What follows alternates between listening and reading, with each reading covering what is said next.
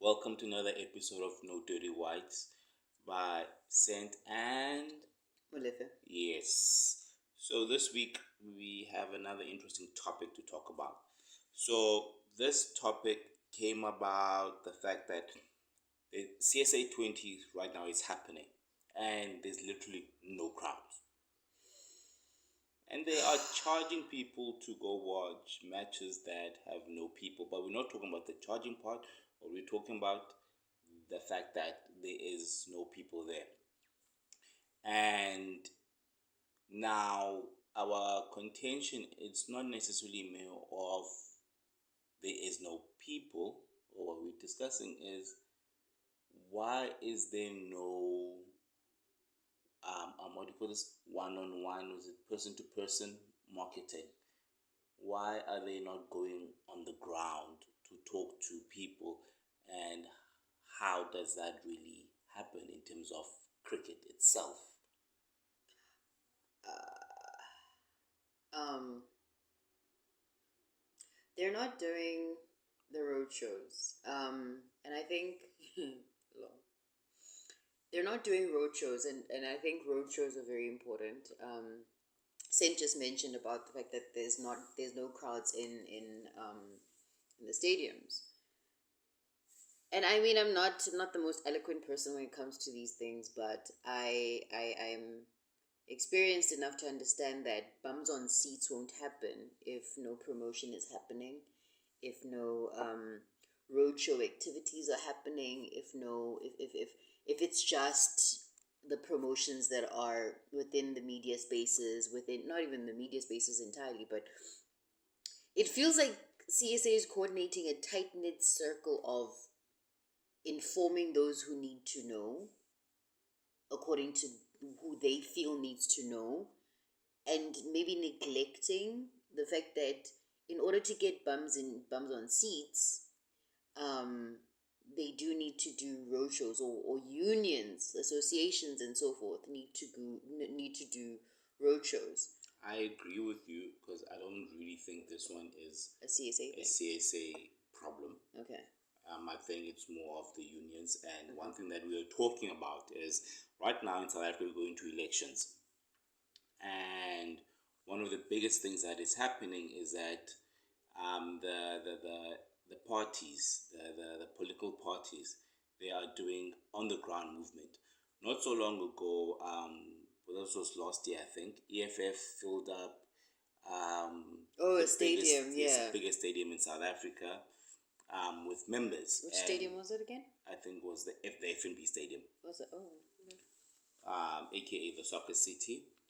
So now with that, EFF leaders, those members who were not doing their job within the ground on the ground, they were I don't want to use the word punished, but technically they were we're held accountable. held accountable, Yeah. by the party, and which made sense. And this is something that I believe in cricket lacks, in the sense of the importance of on the ground. Now, SA 20 worked, and the reason why SA 20 worked was because of the amount of money that was put in the PR and the marketing and the advertising and whatever else. But the truth of the matter is that worked not because of anything else but the fact that because it's a new product. Yeah.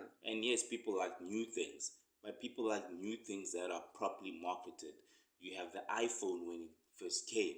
It was this new thing, or Steve Jobs and his team came up with this new thing, but a lot of marketing was put on that. But the marketing on the iPhone, Yeah, I was gonna speak on very that now. much as well made like not really more of a cult, but more of a person to person. People were speaking about it. Yeah.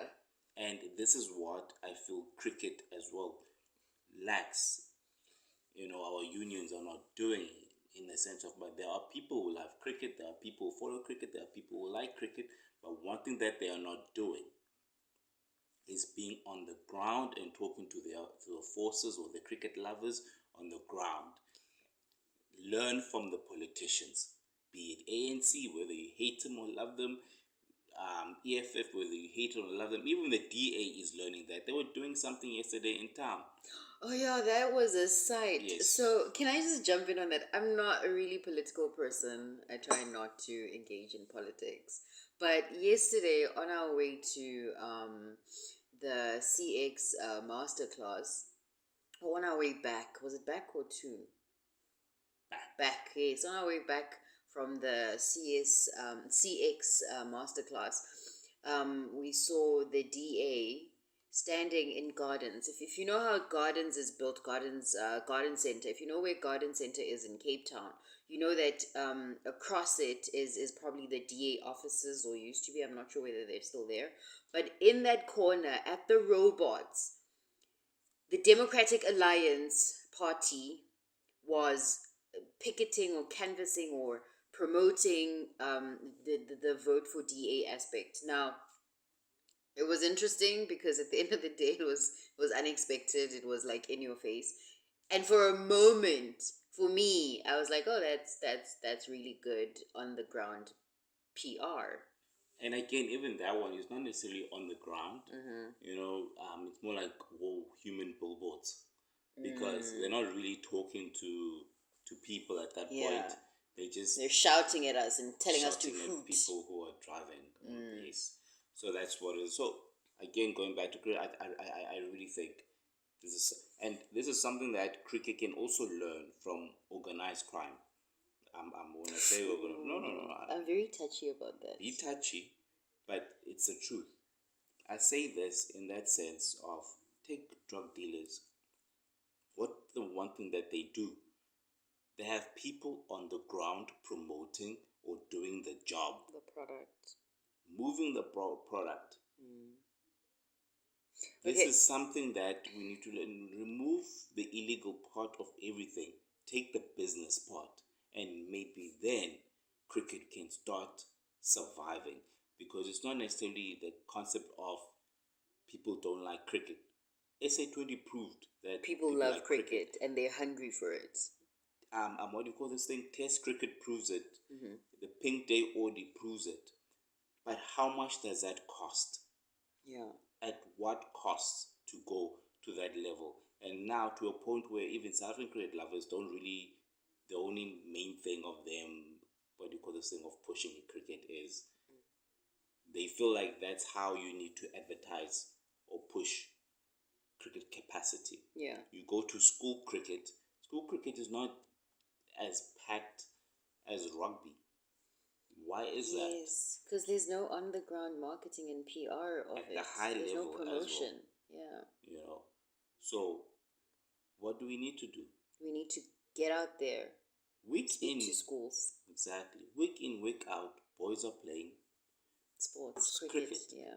Week in, week out, girls are playing cricket. Week in, week out, men are playing cricket. Week in, week out, women are playing cricket. So that means that there are people interested in the sport, participating in the sport. It's there.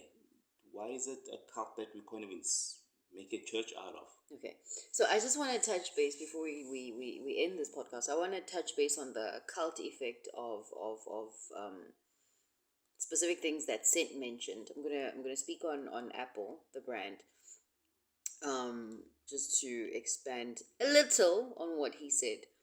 The cult effect there started definitely with how it was marketed and how it was promoted, or how it landed with me or him, for example. For me, the first time the iPhone officially came out, the idea of Steve Jobs and his team calling media people, calling Silicon Valley people, calling the tech bloggers into a big auditorium to talk about this new development, an iPhone. We were using Android smartphones. We were using smartphones at the time, obviously, or things that were becoming smartphones at the time. So the launch of Apple and the cult effect there, and why it has such a big following, is in how it was approached and how it was presented. Now, I'm not going to go too much into that because I used to write about that 10 years ago.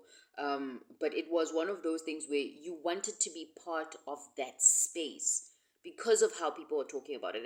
And again, I'm going to say, I don't think it was a lot of marketing. I think it was minimalistic in its marketing, but effective in its marketing. And I think the roadshow concept would definitely work for cricket in specific provinces if it adopts something like that.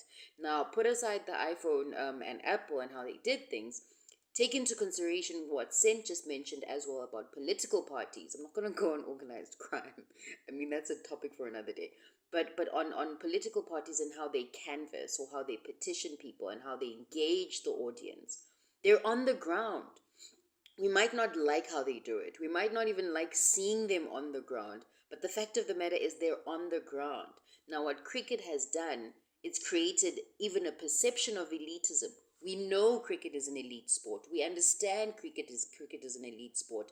But to even act upon that as organizations dealing with cricket is problematic or troublesome, because how about taking that elitism nuance, right, and presenting it to the masses while maintaining the elitism of it or the eliteness of it? Take it to schools, take it to businesses, take it to organizations. Have a specific space or a company where you say, hey, can our players visit your company and talk about the fact that they're playing on the 3rd of April, right? Or can our players come to your school, because they're talking about the fact that their players are playing on the 3rd of April. This is literally what a roadshow is about. This is on the ground marketing. It's costly on the front of logistics, but the kids would really appreciate seeing the players that they would then be watching on TV. But can I say something? Yeah. I hear on the cost of logistics, I think more than anything is that you cannot plan a trip to a school today and expect it tomorrow to be filled. Yeah. Everyone gets given fixtures. Everyone knows they will be playing specific matches around about the specific time. You kind of have a rough estimate of a calendar. Yeah. Right now we're going to off season. It's not the perfect time to literally get off the radar. It's a perfect time to be on the radar. Yes, some players, for example, go play overseas, like in England, or some go to wherever, be it Ireland or Netherlands or wherever. But there are players that are around, found a way to infiltrate their clubs, find a way to get into clubs, talk to clubs, get these professional players to go to clubs, have sit downs, have specific chats. There are schools, find a way to get to schools, have specific chats. Do you remember? Sorry, do you remember that time? I think it was about roughly 8 years ago, when I spoke about having. At the time, it was fashion related and tech. I spoke about having Q&A sessions in schools, where you speak to the school, you organize a room with the school, and they bring forth the kids, and you have an interview with a designer, you have an interview Yes. with a tech, mobile tech. At the time, it was a Silicon Cape related situation, so can't expand on that, but I remember speaking to you about it and you were like, oh, this is such a brilliant idea. But I think our life took a detour to something else at the time, so I couldn't actually focus on that. Now that we're discussing this, I think that would be the best way to actually push cricket. Have one or two players attend schools and do these chats where kids can ask them questions. Have a CEO as well. Yes. That goes with the players to look. It's a situation where right now you're looking at yesterday's match, Western Province playing against Northwest Dragons, and it's just not on. There was just It was empty. literally it was empty. It was empty. It's midweek. Nothing much is happening in the world of sport in South Africa, so people don't have a problem with going to watch a match. It's 60 rand. Maybe for me it can be made to be 50 rand. Sounds nicer, or say 30 rand. Because the most important thing is to make sure that Newlands, I'm not saying it's going to be at full capacity. It's not going to But be at get full those seats capacity, occupied. but let's first get it. Let's aim for 20% first, because that was one of its 20%. Let's aim for 20%, so that we can start aiming for 40, so that we can start aiming for 60, until we can aim for 80% in provincial matches. And this is not one day cricket. This is T20 cricket, so it's short. It's a short form of cricket. Yeah. I understand when it's 4 day cricket. But even with 4 day cricket, if it's a Saturday or a Sunday, let's find a way to get the fans at matches where they know where they're going to be chilling there, having fun the whole day.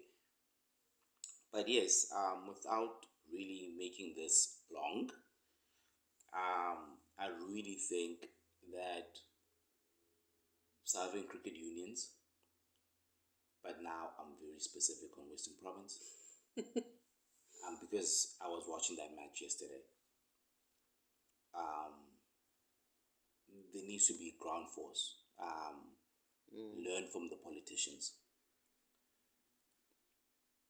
Learn from the politicians, learn from these big corporates that actually do on the ground marketing and who? activations. Like who? I'm not talking about the small ones. Okay. Let's keep it on the politicians. They are the ones putting in numbers right now. Okay. They are really, even soccer. Do you know what I like about soccer teams? What do you like about soccer teams? Is that what they have is branches. Yes, soccer teams have branches. Fan, those would be those branches in terms of fan bases where they speak. So with cricket, let's say, make an example, Western Province, you don't really need to have branches. You already have clubs. You start there. And hubs. Hubs and clubs do one. Okay. Yeah.